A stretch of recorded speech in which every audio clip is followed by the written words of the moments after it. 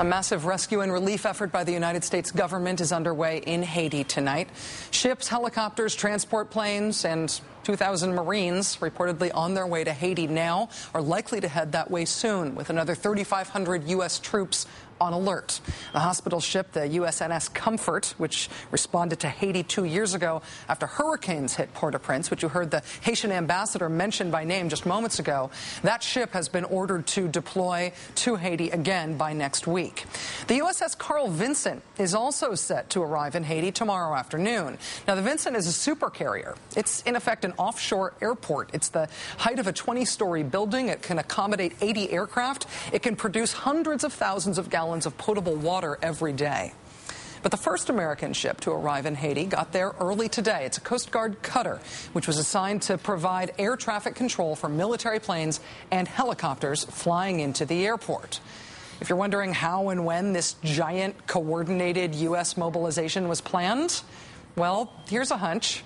Late last night, after this show was off the air, NBC's chief foreign affairs correspondent, Andrea Mitchell, was on air here talking to David Schuster. She described U.S. government-wide conference calls that had already taken place, that were going on late into the night, and that were already further scheduled for early this morning.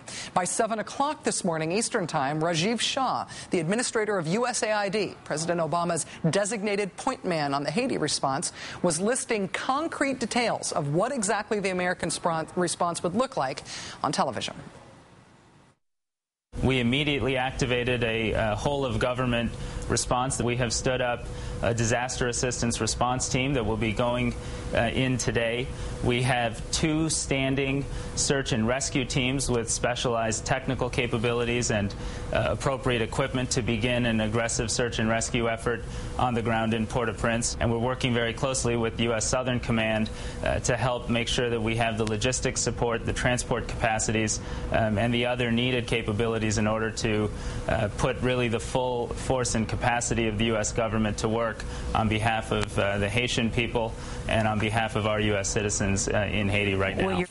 That is Rajiv Shah, the brand new administrator of the United States Agency for International Development, commonly called USAID. His agency, USAID, is leading our government's relief effort for Haiti. He's the go-to guy. Why do we care who's in charge of our Haiti response? Well, because the way we as a country respond to international disasters is not just about the response itself, it's also about America's power in the world. Not just our power over others, but our power to project what we want to get done out into the world.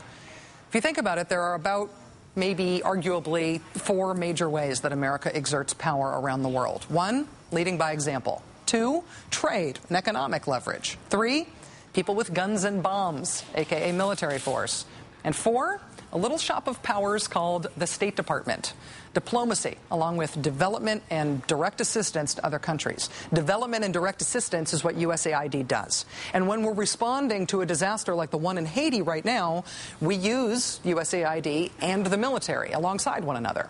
After the December 2003 earthquake in Iran, you might recall that USAID sent almost $9 million in aid. Within days of the 2004 tsunami in the Indian Ocean region, more than 15,000 members of the U.S. military were in Southeast Asia to respond.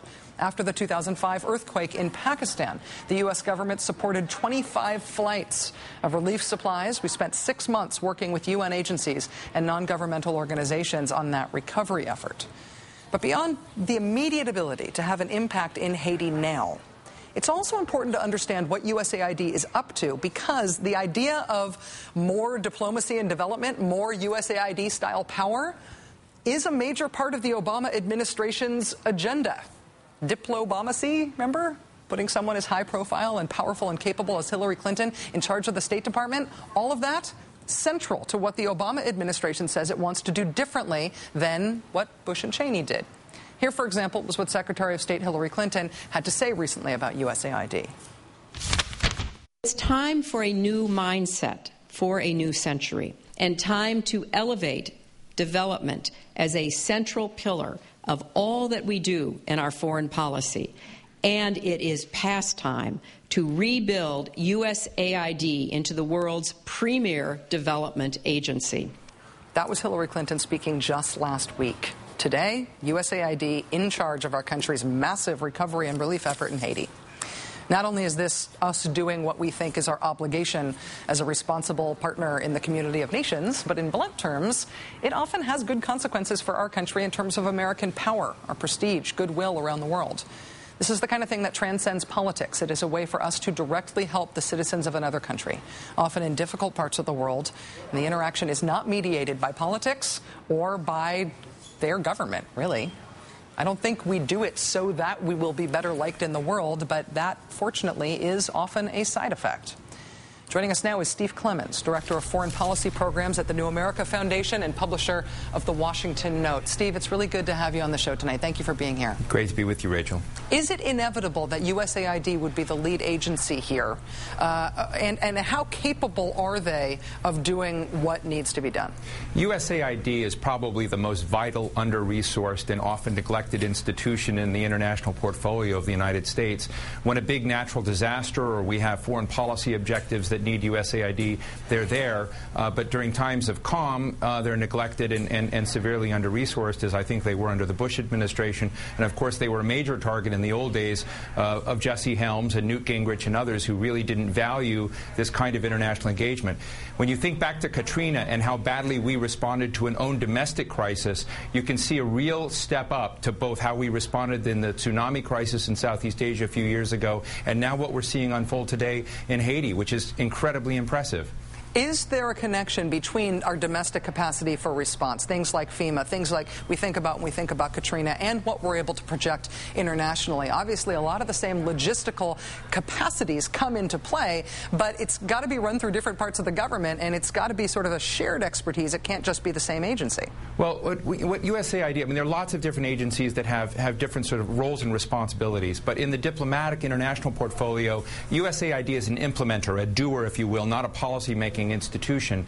But when you compare what they have as resources to what the Pentagon has, USAID is as important a coordinator not only of what Pentagon resources, which are rather bloated and just out-resource every other operation in government, but there is relatively good coordinating between them, but they also coordinate with other governments around the world, as they're beginning to do in the Haiti case. And I think this does translate into the kind of smart power, soft power that gets us real credits. As we saw, after the tsunami, U.S. popularity in Asia skyrocketed after our very credible and competent response helping the victims in the tsunami crisis. I suspect we may see the same kind of thing in Haiti, but I have to say that the systemic level of this impact on the country of Haiti may require an adoption of this problem that's going to be pretty staggering. In terms of the hemispheric relationship between us and Haiti, one of the things that has always been so remarkable about Haiti is that it stands alone in our half of the globe. It stands alone in the Western Hemisphere in terms of its challenges with poverty and instability. You look at the table, the UN Human Development Index, and you look at that table, and there is really nobody other than East Timor and Afghanistan that is not an African country that is ranked as low as Haiti is. As the dominant power in this hemisphere in the world, are we seen internationally as having a special responsibility to Haiti? I absolutely think we do. I think it's beyond negligent. Our dismissal and our distance from Haiti's problems. We really need to get in and develop a serious approach to the Caribbean and Latin America as a whole. We saw some parts of this in Barack Obama's engagement in the Summit of the Americas earlier last year, but I don't think it's enough. I think Latin America is still somewhat of an afterthought, and Haiti is at the very lowest part of that list. The developing nation challenge around the world, whether it's in Africa, Southeast Asia, or right next to our border, is a national security problem that ought to be considered at a much higher level than we are considering it today. And I'd only add that the numbers are bizarre, somewhat staggering. And when you go into Afghanistan, for instance, we're about to spend more than $100 billion a year in security and defense and society building in Afghanistan, with a country with a GDP of $12 billion. Haiti is much lesser of a challenge. It's not a financial jump for us to begin trying to figure out how we can move in and help animate some healthy civil society and economic reconstruction of that state. And I believe we're beginning to get some of the resources in the government to do it. But again, we have a real imbalance between what the Pentagon gets versus these very vital institutions that we begin talking about after earthquakes or tsunamis, but not much when we don't have these problems. And if the damage in Haiti is half of what we are able to see from the limited images that we have right now, there will be no debate about the need to quite literally reconstruct what it is, what Haiti is as a nation and as a capital in Port-au-Prince. Steve Clemens, Director of Foreign Policy Programs at the New America Foundation, publisher of the Washington Note. Again, it's great to have you here. Thank you, Steve. Thank you, Rachel.